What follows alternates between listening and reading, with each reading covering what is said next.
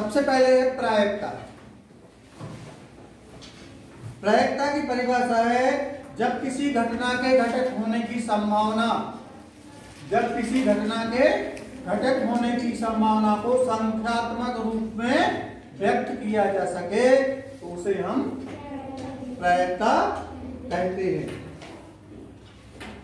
अब आया है यादृच्छिक छाया प्रयोग।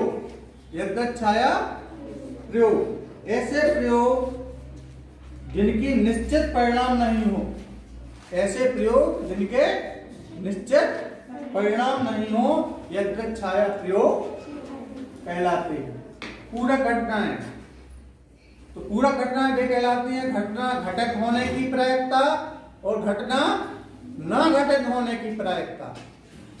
घटना घटित होने की प्रायिकता मान लो ई है और घटना घटित न होने की प्रायिकता ई डैश है, तब ई और ई डैश नहीं, ई डैश नहीं, ये क्या कहलाती हैं? पूरक घटनाएं कहलाती हैं।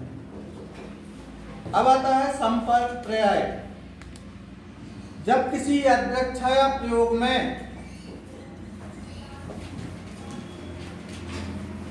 किसी घटना के सभी परिणाम मौके प्राप्त होने की संभावना समान होती है, सभी परिणाम की संभावना घटना घटित होने की और न घटित होने की संभावना कैसी होती है?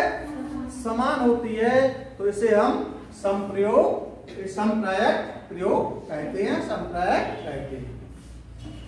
अब प्रायिकता का सूत्र है अनुकूल परिणामों की संख्या बटे कुल परिणामों की संख्या।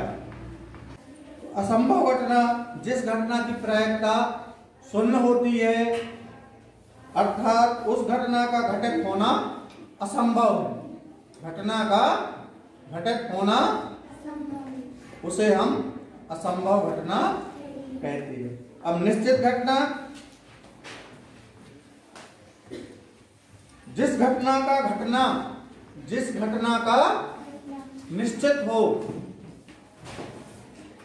तो उसे हम निश्चित घटना कहते हैं और निश्चित घटना की प्रायिकता होती है एक। ध्यान रखना, ये एक नंबर में पूछे जा सकते हैं आपसे प्रश्न कि असंभव घटना की प्रायिकता शून्य होती है और निश्चित घटना की प्रायिकता एक होती है और प्रायिकता का मान हमेशा शून्य और एक के बीच होता है। प्रायिकता का मान शून्य और शून्य से ज्यादा और एक से कम या एक के बराबर, शून्य के बराबर या एक के बराबर या शून्य या एक के बीच में। तो पी डैश का मान हमें क्या करना है? तो पी क्या कहलाता है? घटना घटित होने की प्रायिकता दी है 0.05 और पी डैश कहलाता है घटना घटित नहीं होने की प्रायिकता ज्ञात कीजिए। हमें पता है ये कहलाती है पूरक घटनाएं और पूरक घटनाओं का योग होता है एक। तो पीई धन पीई डैश बराबर एक। यहाँ मान भर देंगे अपन घटना घटित होने की प्रायिकता पीई का मान 0.05 धन पीई डैश बराबर एक। अब 0.05 को कर देंगे अपन तो पीई डैश बराबर एक ऋण 0.05। तो एक में से 0.05 घटाएंगे तो आ जाएगा 0.95। ये आपका आंसर आ जाएगा घटना घटित ना होने की प्रायिकता। तो 10वां सवाल में एक पिग्गी बैंक में 50 पैसे के 100 सिक्के हैं। तो 50 पैसे के सिक्कों की संख्या 100, 1 रुपए के सिक्कों की संख्या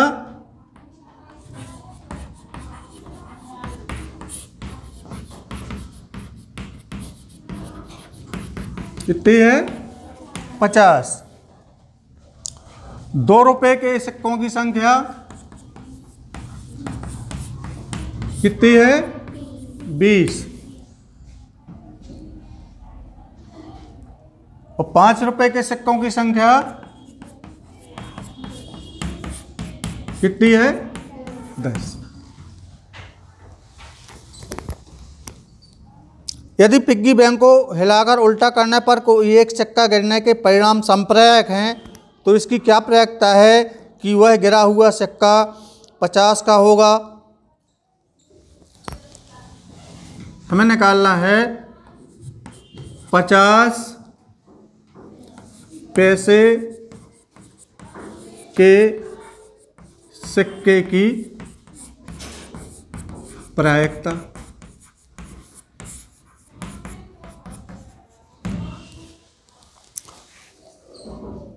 और दूसरा निकालना है हमें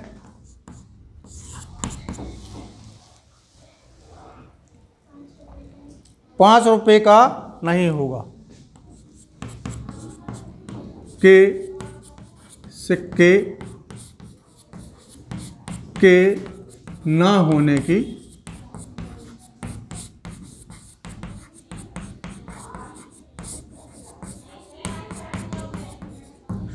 सबसे पहले हम इसमें कुल सिक्कों की संख्या निकालेंगे।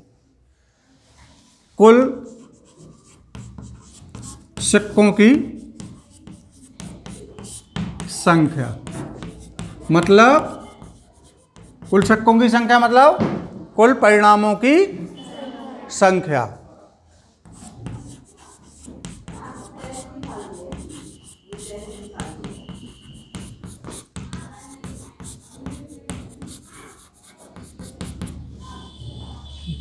पहला अपन हल कर रहे हैं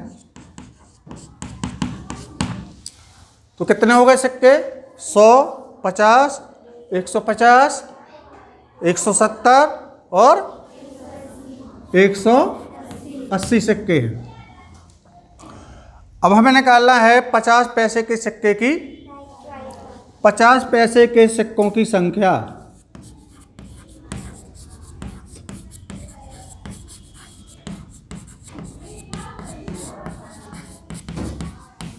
तो ये हो जाएंगे आपके कौन से परिणाम? अनुकूल परिणामों की संख्या।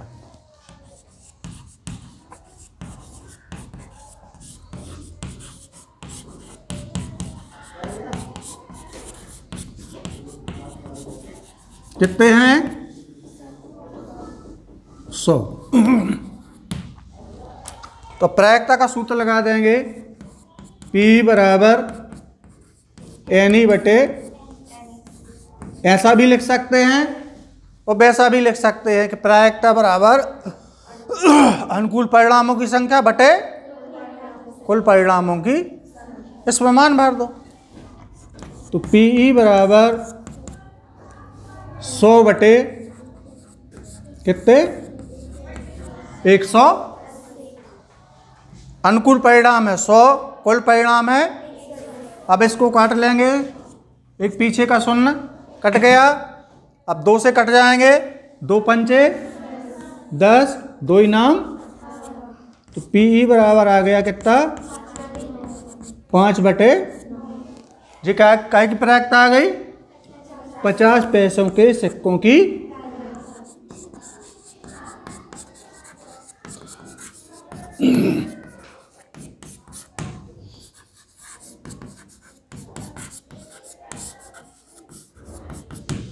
एक सवाल हो गया। अब दूसरा सवाल है 5 रुपए के सिक्के ना होने की प्रायिकता। तो पहले हम निकालेंगे 5 रुपए के सिक्कों की प्रायिकता।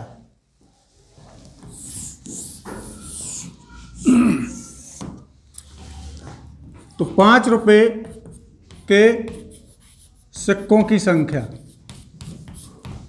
मतलब ये हो जाएंगे आपके कौन से? अनुकूल। कुल परिणाम तो वही रहेंगे जो आपने पहले निकाल लिए।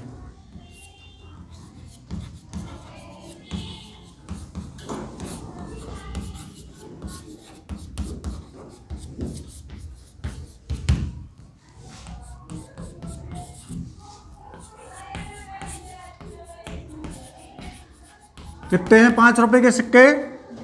10। कुल परिणाम कितने हैं?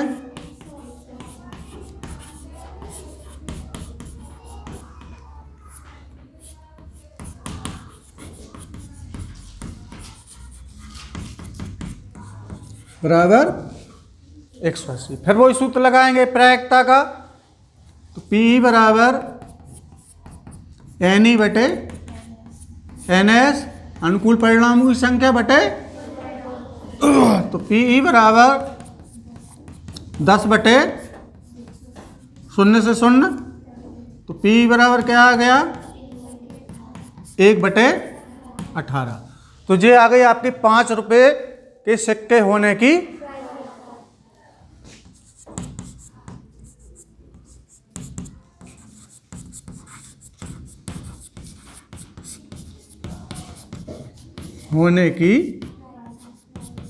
प्रायिकता।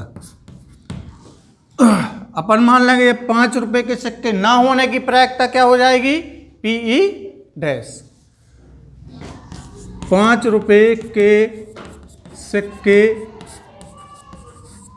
माना 5 रुपए के सिक्के ना होने की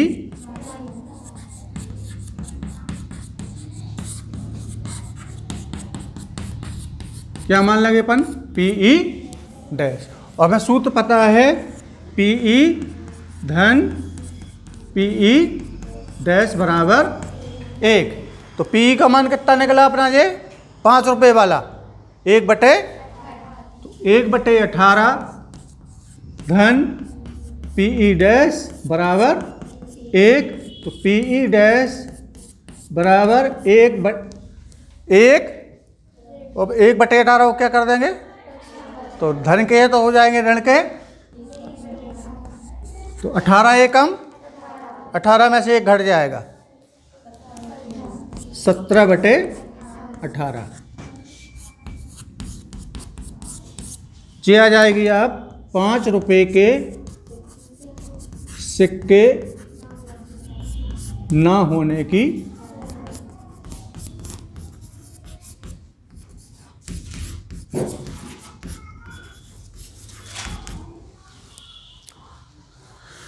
तो ये आपका सवाल हो गया 10वां। पहले आपको सिक्कों की संख्या लिख लेना है, उनको जोड़ लेना है। कुल सिक्कों की संख्या मतलब कुल परिणामों की संख्या। अब आपसे जो भी प्रायिकता पूछी गई है उसके परिणाम लिखेंगे। पहले प्रायिकता पूछी है 50 पैसों के सिक्कों की प्रायिकता, तो पहले 50 पैसे के सिक्कों की संख्या लिखेंगे, कितनी है? 100। फिर अपन सूत्र लिखेंगे, ये आ जाएगी 50 पैसे के सिक्के होने की बराबर अनुकूल परिणाम बटे कुल परिणाम। मान भर देंगे, आंसर आ जाएगा। फिर निकालेंगे आप 5 रुपए के सिक्के होने की प्रायिकता, तो कुल परिणाम वही रहेंगे आपके, और 5 रुपए के सिक्कों की संख्या मतलब अनुकूल परिणाम 10। फिर सूत्र लिखेंगे, मान भर देंगे, अपन हल कर लेंगे। फिर ना होने की प्रायिकता आपके सूत्र से लिखेगी, 5 रुपए के सिक्के होने की प्रायिकता धन 5 रुपए के सिक्के ना होने की प्रायिकता बराबर 1। तो अपन ने ये निकाल लिया है 5 रुपए के सिक्के होने की प्रायिकता कितनी है? 1 बटे, तो इसका मान भर देंगे 1 बटे 18 धन PE डैश बराबर 1 बटे 18 को कर देंगे पक्षांतर, ऋण 1 बटे 18, तो 18 एकम 18, 18 में से 1 गए तो 17 बटे 18 आ जाएगी 5 रुपए के सिक्के ना होने की प्रायिकता।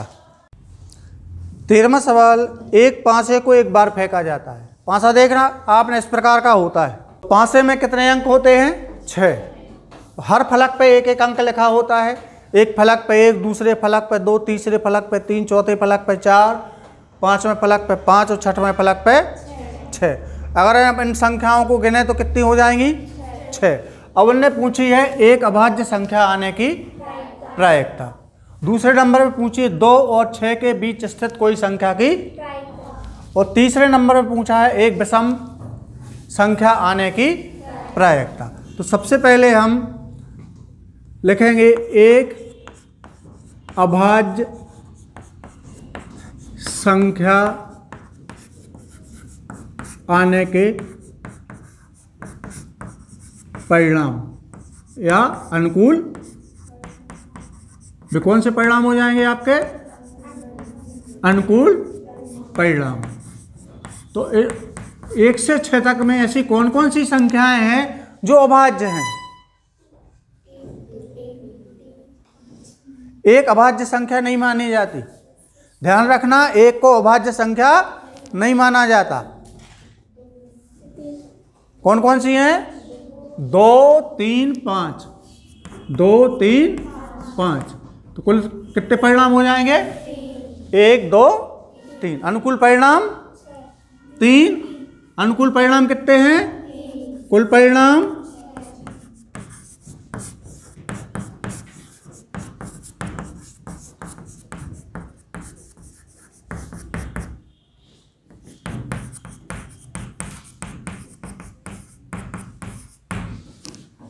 अनुकूल परिणाम निकल आए, कुल परिणाम है हमारे पास। तो अब हम प्रायिकता ज्ञात कर लेंगे, काहे कि अभाज्य संख्या आने की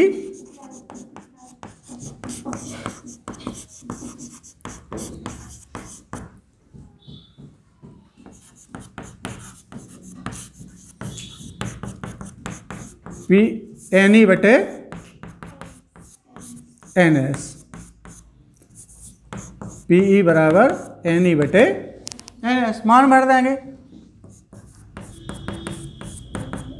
3 बटे 3 एकम 3 दूनी, तो पी का मान कितना आ जाएगा? तो अभाज्य संख्या आने की प्रायिकता होगी 1 बटे 2। अभाज्य संख्या जानते किसे कहते हैं? ऐसी संख्या जिसमें या तो उसी संख्या का भाग जाए, अन्य किसी संख्या का भाग ना जाए। 2 में 2 ही का भाग जाएगा, 3 में 3 का भाग जाएगा, और 5 में 5 का भाग जाएगा। एक को अभाज्य संख्या नहीं माना गया है, ध्यान रखना आप हमेशा। विषम संख्या तो है लेकिन अभाज्य नहीं।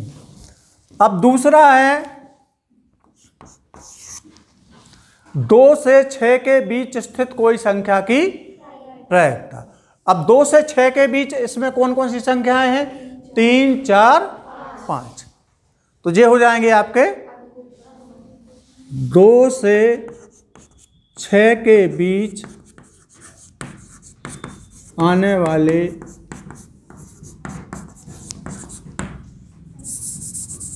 अनुकूल परिणामों की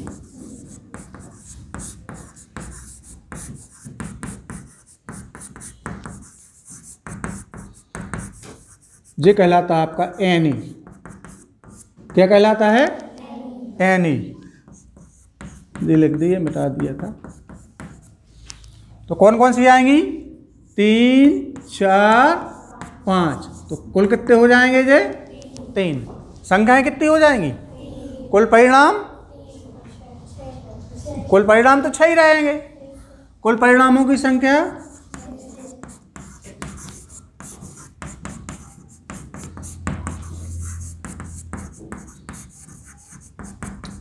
एन एस बराबर 6। तो इसकी प्रायिकता निकाल लेंगे, पी ई बराबर एन ई बटे,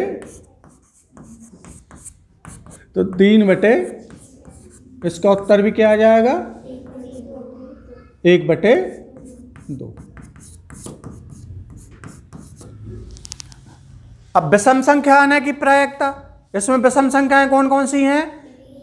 1, 3।